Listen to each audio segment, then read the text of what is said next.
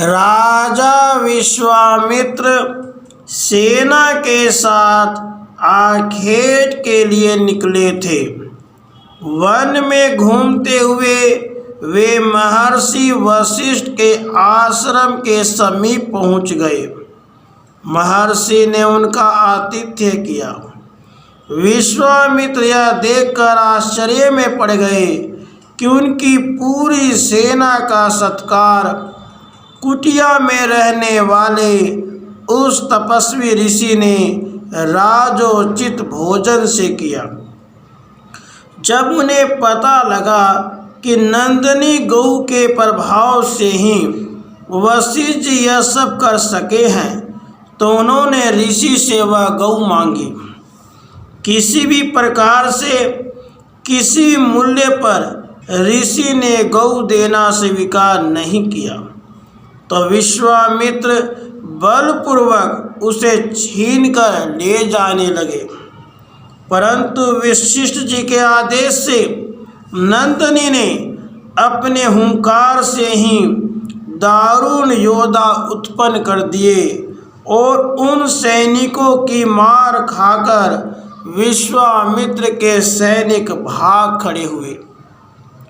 राजा विश्वामित्र के सब दिव्यास्त्र वशिष्ठ जी के ब्रह्मदंड से टकराकर निस्तेज हो चुके थे।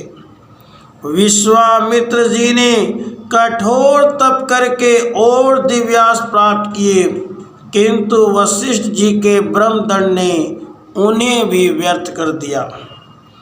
अब विश्वामित्र समझ गए कि शास्त्र बल तपस्वी ब्राह्मण का कुछ बिगाड़ नहीं सकता। उन्होंने स्वयं ब्राह्मणत्व प्राप्त करने का निश्चय करके तपस्या प्रारंभ कर दी।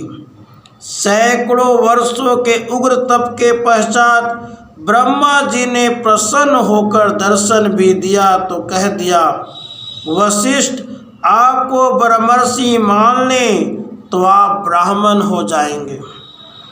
विश्वामित्र जी के लिए वशिष्ठ से प्रार्थना करना तो बहुत अपमानजनक लगता था, और संयोगवश जब वशिष्ठ जी मिलते थे तो उन्हें राजर्षि ही कहकर पुकारते थे। इससे विश्वामित्र का क्रोध बढ़ता जाता था। वे वशिष्ठ के घोर शत्रु हो गए थे। एक राक्षस को प्रेरित करके उन्होंने वशिष्ठ के 100 पुत्र मरवा डाले। स्वयं भी वशिष्ठ को अपमानित करने, नीचा दिखाने तथा उन्हें हानि पहुंचाने का अवसर ही ढूंढते रहते थे। मैं नवीन सृष्टि करके उसका ब्रह्मा बनूंगा। अपने उद्देश्य में असफल होकर विश्वामित्र जी अद्भुत हठ पर उतर आए। अपने तपोबल से उन्होंने सचमुच नवीन सृष्टि करनी प्रारंभ की। नवीन अन्न, नवीन तृणतरु, नवीन पशुएं बनाते चले जाते थे। अंत में ब्रह्मा जी ने उन्हें आकर रोक दिया। उन्हें आश्वासन दिया कि उनके बनाए पदार्थ और प्राणी ब्राह्मी सृष्टि के प्राणियों के समान ही संसार में रहेंगे। कोई उपाय सफल होते न देखकर विश्वामित्र ने वशिष्ठ जी को ही मार डालने का निश्चय किया। सम्मुख जाकर अनेक बार वे पराजित हो चुके थे, अतः अस्त्र शस्त्र से सज्जित होकर रात्रि में छिपकर वशिष्ठ जी के आश्रम पर पहुँचे। गुप्त रूप से वे वशिष्ठ का वध उनके अनजान में करना चाहते थे। चांदनी रात थी। कुटी से बाहर वेदी पर महर्षि वशिष्ठ अपनी पत्नी के साथ बैठे थे। अवसर की प्रतीक्षा में विश्वामित्र पास ही वृक्षों की ओट में छिपे रहे। उसी समय अरुंधति ने कहा, कैसी निर्मल ज्योत्सना छिटकी है।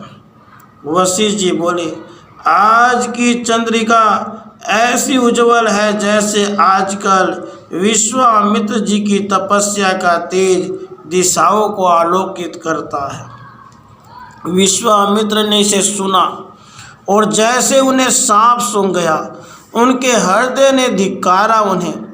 जिसे तू मारने आया है, जिससे रात दिन द्वेष करता है, वह कौन है यह देख। वह महापुरुष अपने 100 पुत्रों के हत्यारे की प्रशंसा एकांत में अपने पत्नी से कर रहा है। नोच फेंके विश्वामित्र ने शरीर के शस्त्र, वे दौड़े और वशिष्ठ के सम्मुख भूमि पर प्रणिपात करते दंडवत गिर पड़े।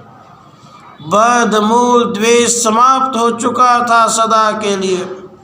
वशिष्ठ जी की सहज क्षमा उस पर विजय पा चुकी थी। द्वेष और शस्त्र त्याग कर आज तपस्वी विश्वामित्र ब्राह्मणत्व प्राप्त कर चुके थे। महर्षि वशिष्ठ वेदी से उतरकर उन्हें दोनों हाथों से उठाते हुए कह रहे थे, उठिए ब्रह्मर्षि उठिए। राधे कृष्ण राधे